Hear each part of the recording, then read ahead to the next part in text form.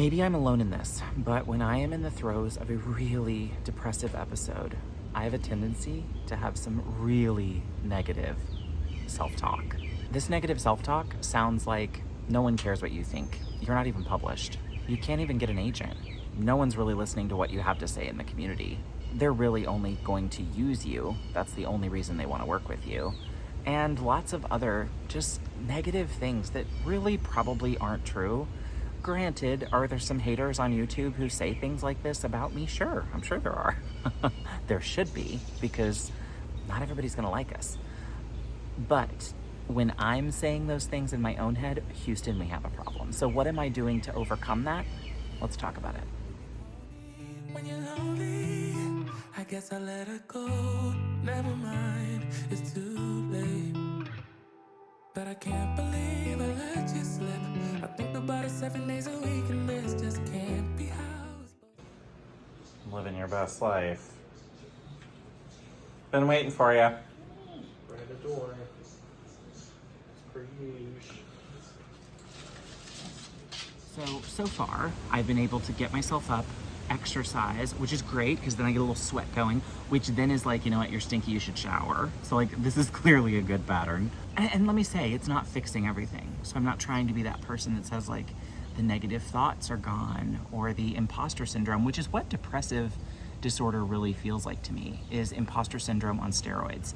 I constantly feel not good enough, where I constantly feel like I'm not enough, like I'm not worthy, like I don't deserve the seat I have at the table, whether that is AuthorTube, or whether that is Crohn's advocacy, or whether that is my personal life, whether I'm worthy of love and acceptance from my family, my husband, my friends. It's funny because I think for writers that don't have depression, a good way to think about depression is it is the imposter syndrome on steroids. It's imposter syndrome in everything that you do. But, you know, it's fine if you have that for writing, because that's one aspect of our lives. That's one aspect of who and what we are. But when that bleeds into everything, or I'm not as good at my job as I could be because I'm depressed, I wonder when they'll let me go.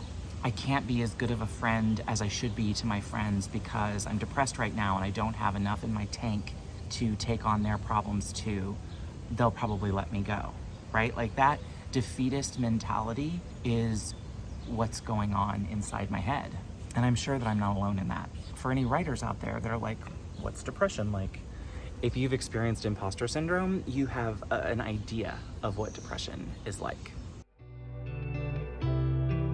Honestly, I can't remember if you loved me, or maybe I'm just feeling lonely. I don't know. Just let it go.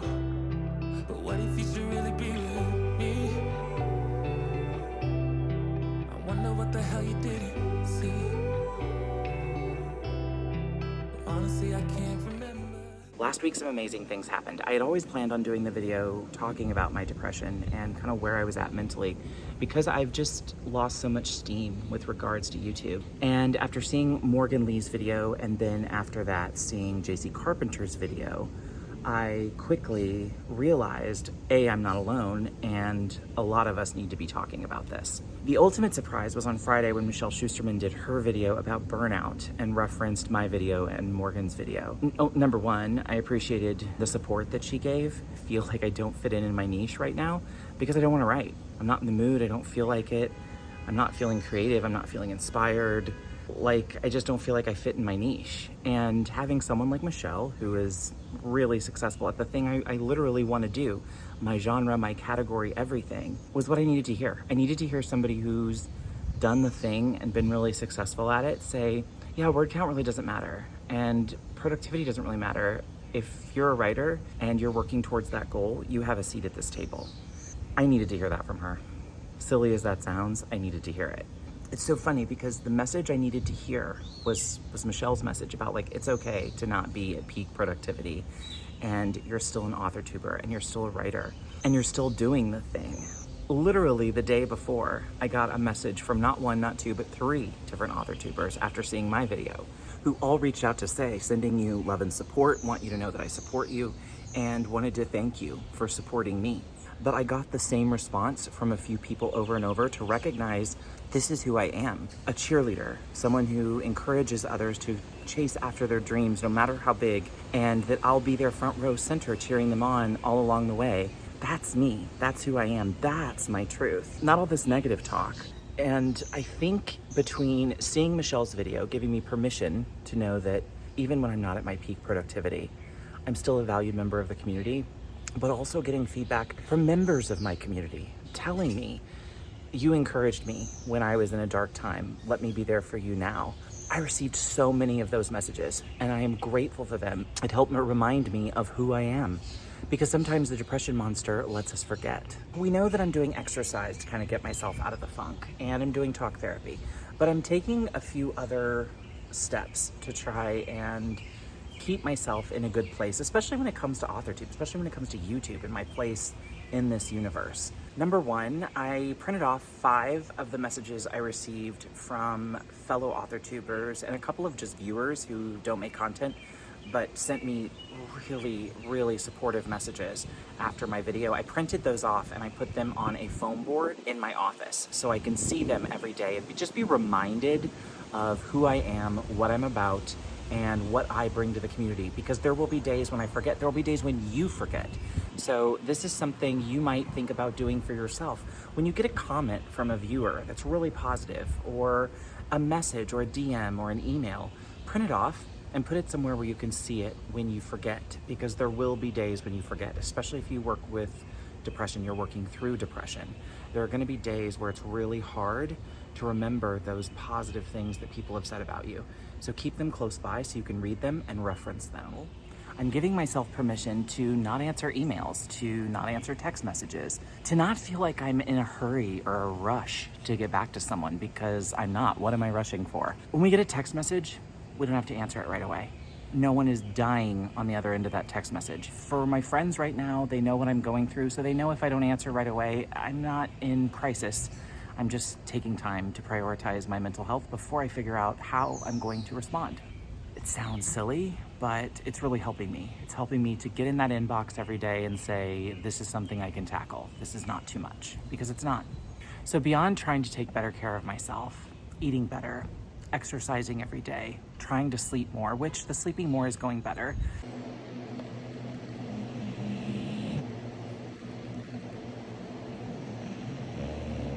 I'm hopeful that I can slowly get myself out of this. Is it going to be easy? No. Might I have to use antidepressants in the end? Yes, and that's okay. I'm not worried about that. I just want to avoid it as long as I can and see if it's possible to work myself out of this funk on my own. Maybe I can, maybe I can't, but I'm sure going to try. The number one thing I want to impart in this video is your journey is going to look different from mine. And in no way should you compare yourself to me. In saying that, I hope that in watching this and some of my other content around what's been going on with me lately, you're able to give yourself some grace that I have never been able to give myself. And in that, I mean, be gentle with yourself. Don't be so hard on yourself.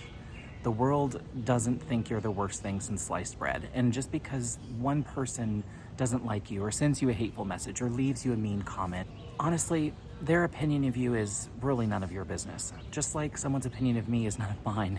Must have been wrong, 'cause your love is strong for him. Why would it not be? He's always there for you.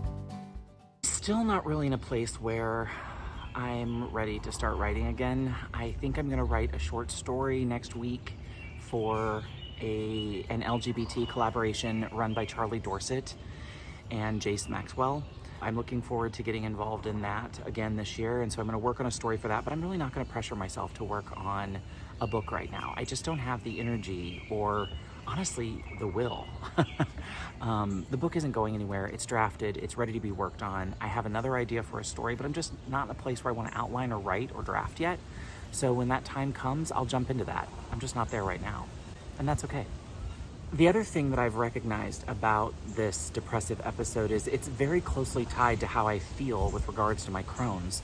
I'm having a time right now where I'm having extra pain and some more bleeding, and and Crohn's symptoms that are not desirable, but I also recognize they're connected to my anxiety, which has been at an all-time high for months now. It's getting better because I'm eliminating relationships that are harmful to my mental and physical health, but also not pressing myself for deadlines that I don't need to be pressed about. The only person who is expecting me to go out and query this novel this fall is me. So if I can't query the novel until October or November instead of August or September, big deal. It's me. I'm pretty sure I can forgive myself. Something else that's been incredibly helpful with this process has been my amazing husband, and I recognize not everybody's gonna have a Ricky, but I have to shout out my husband really quickly because he is super amazing. Ricky has been the best partner for me in life in so many ways. But with regards to both my chronic illness and my mental illness, I was truly blessed, Ricky as my person. He had 3 days off this week. One of them is to take me to my infusion Friday. He has made himself available when he is home. He has planned things for us to do on the days that he's off. We always take the dog to Treats Unleashed, which is like her favorite place in the entire world, so she can pick out her cookies and her treats and her toys. How could I not see? I must have been wrong, 'cause your love is strong for him. Why would it not be? He's always there for you. I keep living alone,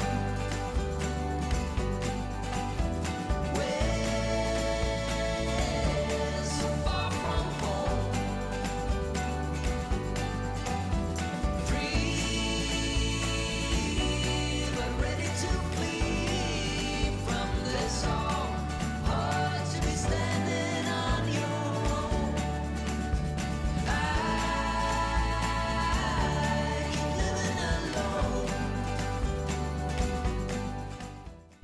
We did Treats Unleashed, not a CVS. Yeah. You ready to help? Yeah, you're a big helper. Yes, we might be creating a monster. Those little normal things that Ricky does, making sure there's a show we have to watch. For instance, we just watched Heartstopper, which did so many good things for my heart. If you guys have not watched Heartstopper, go watch Heartstopper right now and then come back to this video and tell me how much you loved it, because you're gonna love it. And he's great for that. He's great for like picking a series out that we can get into together, something to talk about. We'll talk about it over dinner. We'll make food together, which is a great kind of thing that he does to keep us connected and talking through this. Because something else that I think I recognized that you may recognize in your struggle with depression, in my darkest hours, I clam up. He feels very disconnected from me, and it actually scares him. So I'm really trying to make a conscious effort not to do that and to talk to him more and be more open. And honestly, he is the best for that by always saying, hey, it's my day off. Come on, let's go to Costco. Let's go to Treats Unleashed. Let's head to the grocery store. We're making a new recipe, so let's go do that. Let's go for a walk, for example. Today was a day where I needed the walk by myself, but walks with the husband are pretty great too. If you can get you a Ricky to help you through your toughest times, that will help. It doesn't have to be a romantic partner either. It could be a friend, it could be a family member. You just need someone in your corner who knows when you're not yourself and need a pick-me-up and can help make some kind of plan that can change up your daily routine. Because just that little change can be the push you need to get out of bed, take a shower, and start your day. Something that will make sense. I wish I would know what you're thinking about. I wish I could wipe my own memory out. All in all, this is not a doom and gloom video. This is I'm starting to peek my head out from under the covers video, and things are getting a little better. Are they perfect? No, but they're better. So little by little, day by day, if I keep taking steps like I am now, I think I can see my way out of this. And I hope that taking you all along with me will help some of you figure out your best way out of your funk too. So be good to each other. Remember that you're worthy and you are absolutely deserving of everything. So be good to yourself, be good to one another, stay healthy and well, and I'll see you next week.